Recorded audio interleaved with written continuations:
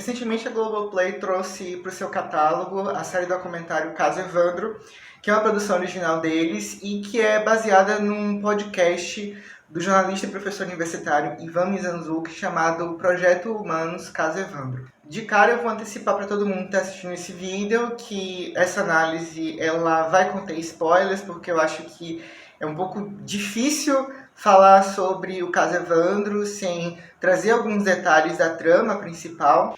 E também porque eu acho que, como é um material muito forte, é realmente um produto audiovisual que tem um teor muito pesado pelo seu conteúdo, por tudo que ele traz. Pode ser que algumas pessoas não queiram assistir a série documentário, mas queiram saber um pouco sobre elas, então esse vídeo pode acabar sendo um pouco ilustrativo a respeito disso. O caso Evandro conta uma história que ficou conhecida no início dos anos 90 aqui no Brasil. É a história de um menino que vivia numa cidade do interior do Paraná, uma cidadezinha litorânea chamada Guaratuba. Esse menino simplesmente desaparece. Um dia ele acorda, vai para o colégio que sua mãe trabalhava, retorna para casa e nisso que ele retorna ele nunca mais foi visto. Esse caso repercutiu na cidade, mobilizou todo mundo que morava naquele lugar. De repente descobrem que essa criança foi morta. Descobrem o corpo dessa criança num estado deplorável. Logo, o assassinato desse menino passa a ficar vinculado à família do prefeito, o Adalto Abage, principalmente a mulher do Adalto e a filha dele, a Celina Abage e a Beatriz Abage. Desvendado o mistério da morte do menino Evandro. Quem pegou foi a Celina e a Beatriz Abage. A partir de uma investigação paralela promovida pelo primo do menino Evandro, o Diógenes Caetano, o que se conhece desse caso é que a Celina e a Beatriz, elas, junto com um grupo de rapazes, elas fizeram um ritual de magia negra e ofereceram o Evandro como um sacrifício. Tanto a Celina quanto a Beatriz, quanto os outros rapazes, eles confessaram o crime, tem gravações a respeito disso, foram presos, né?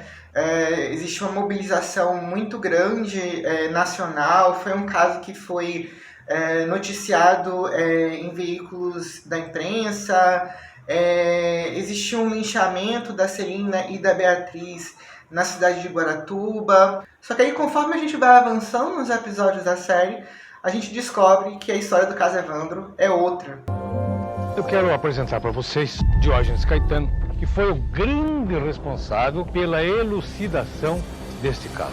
A gente descobre que, diante dessa suspeita do Diógenes Caetano, esse grupo de acusados foi submetido a uma série de torturas, coisas muito pesadas, e que toda aquele circo em volta dos acusados, no caso do menino Evandro, não passava de uma cortina de fumaça idealizada por autoridades para darem uma impressão de eficiência na resolução do caso. Ou seja, sem um menor apuro investigativo, eles compraram uma versão do Diógenes Caetano e forçaram essas pessoas a assumirem uma culpa que não era delas. Por que eu assinei essa confissão?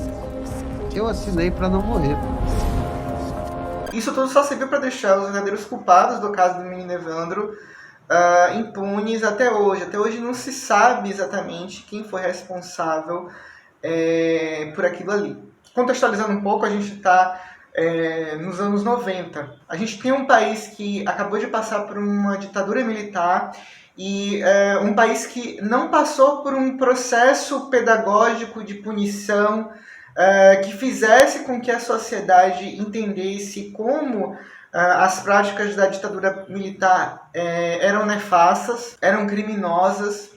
Ao mesmo tempo, o caso do Evandro se junta a uma série de outros casos de crianças que desapareciam, e como isso era noticiado, como isso era repercutido na mídia. Isso trouxe para os anos 90 aquela atmosfera de temor, né? Eu cresci nos anos 90, eu fui uma das crianças dos anos 90, E eu me lembro muito bem desse medo que todo mundo tinha, a gente que era pequeno, de desaparecer, de sumir e ser levado para uma adoção ilegal, que era comum na maioria dos casos. Nossos pais também tinham muito medo disso, então era essa a atmosfera que só foi potencializada pelo caso Evandro e pelos casos que sucederam.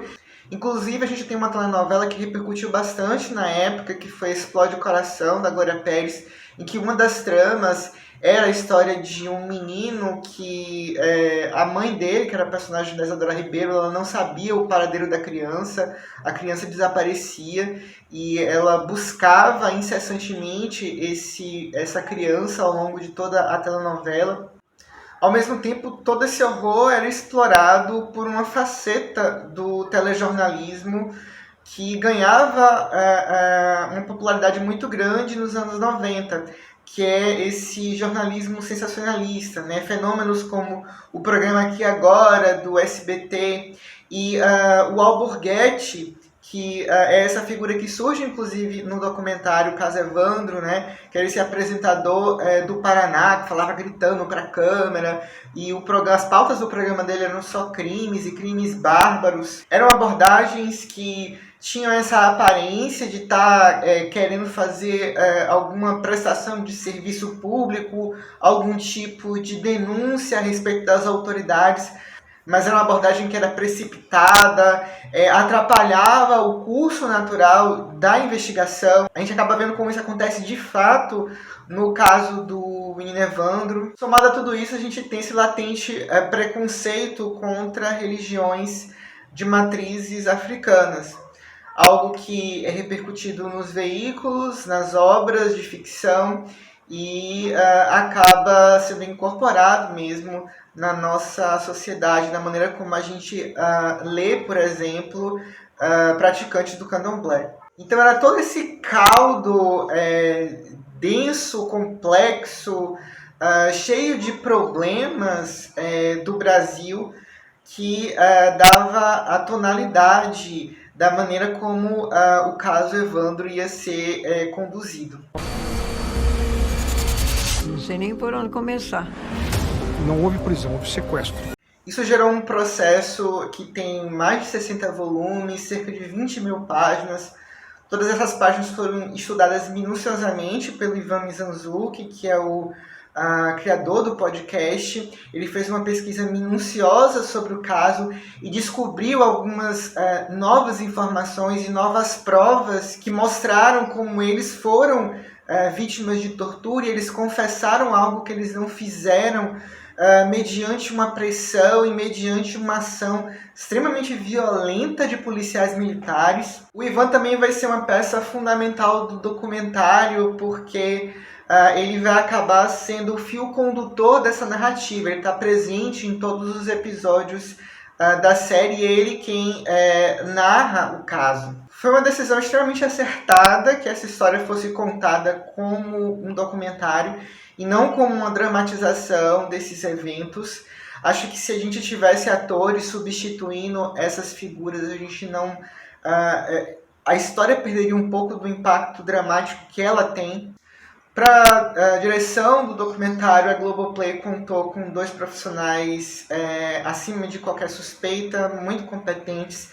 Um é o Ali Muritiba, que é um diretor premiado. A gente conhece ele por obras de ficção como Pra Minha Amada Morta, um filme de 2015, e o Ferrugem, um filme de 2018. E também a jornalista Michelle Chevran, que, aliás, essa presença feminina, mais tarde, a gente vai perceber como ela foi importante, sobretudo no tato que eles têm para falar sobre a tortura sofrida pela Celina e pela Beatriz, e também para os relatos de estupro. Eles conduzem aquela série com muito ritmo, que faz com que a gente, como espectador, a gente fique ansioso pelo que vai vir no próximo episódio, porque cada um desses episódios do caso Evandro, ele muda a perspectiva das histórias.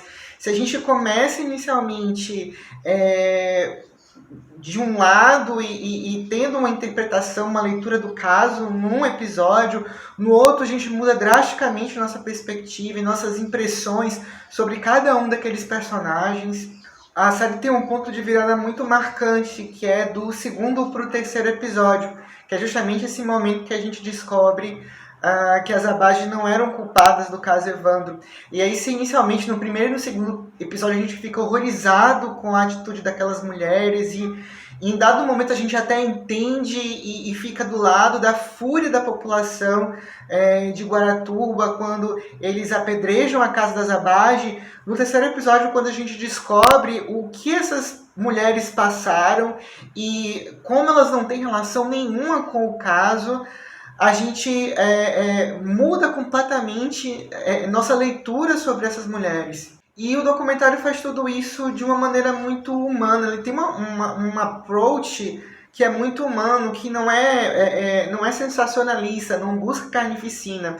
Ele desdobra o caso, ele investiga a fundo todos os meandros daquela história e tem uma preocupação muito grande com o impacto daquilo ali na seara íntima daquelas figuras. Como receptor, sobretudo, quem não conhece o caso vai tendo contato com uma experiência muito próxima daquela das pessoas da época. Conforme as pessoas tinham contato com as informações do caso, elas iam mudando de opinião. Próximo da maneira como a gente reage aqui assistindo a essa série. Se uma hora você é tomado por um asco a respeito dos Abages, quando a gente tem o relato do Diógenes Caetano, quando a gente descobre a verdade, a gente fica consternado com a maneira obsessiva como o Adalto ele perseguiu a verdade a fim de inocentar tanto a esposa